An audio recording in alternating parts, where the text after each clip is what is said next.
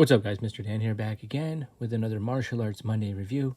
This week we take a look at the film Kung Fu Superman, which was one of the 10 films in this Ultimate Dragon collection. I've shown this before, the back of it's hilarious. They talk about all the different Bruces that they kind of chose to sort of attempt to be the successor to Bruce Lee. This film doesn't really register that much on the Bruceploitation scale. In Hong Kong, I believe it was known as Bruce, D-Day Macau.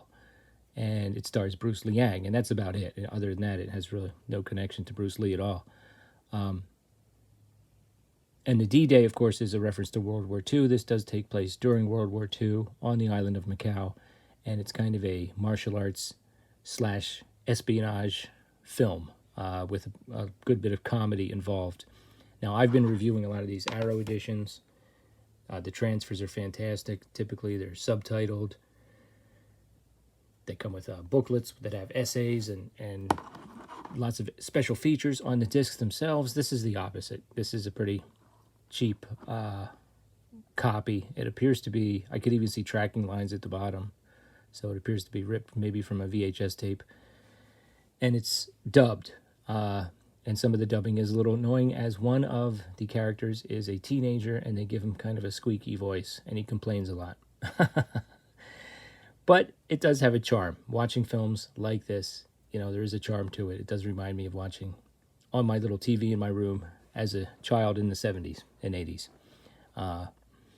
So yeah, this was pretty good. So basically the plot is revolves around the efforts to smuggle some secret plans of a counterattack or something like that out of the island. And you have the Japanese army on the island, undercover, trying to find the plans. That's basically it. So Yuan Shen Huang plays Colonel Wang, and he's kind of looked familiar to me on looking him up. I mean, he was active mostly in the 70s and 80s, and then he kind of, I guess, decided to call it a career. So he's undercover wearing civilian clothes, and he goes to see his friend Pang, who's played by Bruce Liang, and he tries to get him to help.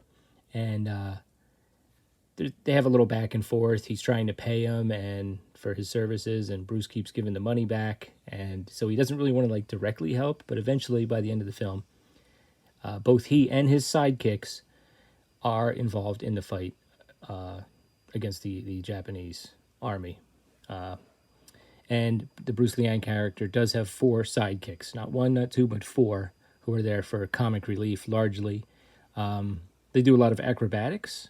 There's some recognizable faces there. The one guy's kind of a little bit heavyset, but he can backflip with the best of them, I'll tell you. And one of them is, like I said, a teenager, and he does have kind of a squeaky voice.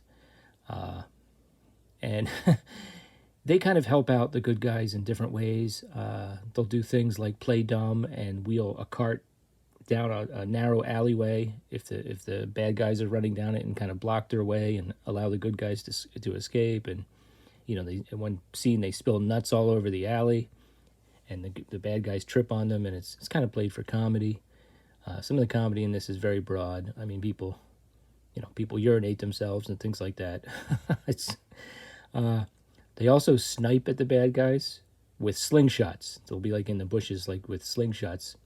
And one pretty funny scene, they actually start using progressively larger slingshots until they've got this giant tree branch, and he shoots this grapefruit-sized projectile and like pretty much knocks a guy out with it. Or I don't know if he may have killed him. I don't, but that was pretty funny, I thought. But then by the end of it, the 4 sidekick guys go into full martial arts mode, along with the Colonel Wang character and the Pang character. And the martial arts action in this is pretty good. Bruce Liang is pretty dynamic. I mean, he's known for his kicks, especially. And Yuan Shen Huang is also pretty good in this. The fight scenes in this are very good, and they do get a little bit bloody towards the end of the film, and not all the good guys make it. So it gets a little bit more serious towards the end. That's about it. I mean, that's pretty much the plot. Some comedy, some chase scenes, some espionage. There's lots of secret disguises, and there's even a scene where somebody's fake mustache comes off when he's trying to infiltrate somewhere, and there's secret code words and all kinds of things like that with comedy. And some other familiar faces. Chin Hu plays she's known as a courtesan in the credits, but she's like a female character who's there to sort of help the good guys, I guess.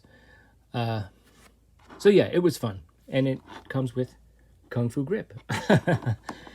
So yeah, if you haven't seen this, check it out. I'm not sure if it's on Tubi or not, but or YouTube, but this is one. I don't know if it's gotten any kind of a deluxe treatment, but I would like to see it get a better transfer for sure. It was pretty entertaining, and I do recommend it. All right, have you heard of this? Are you familiar with Bruce Liang? And let me know your thoughts in the comments below. Thanks. Later.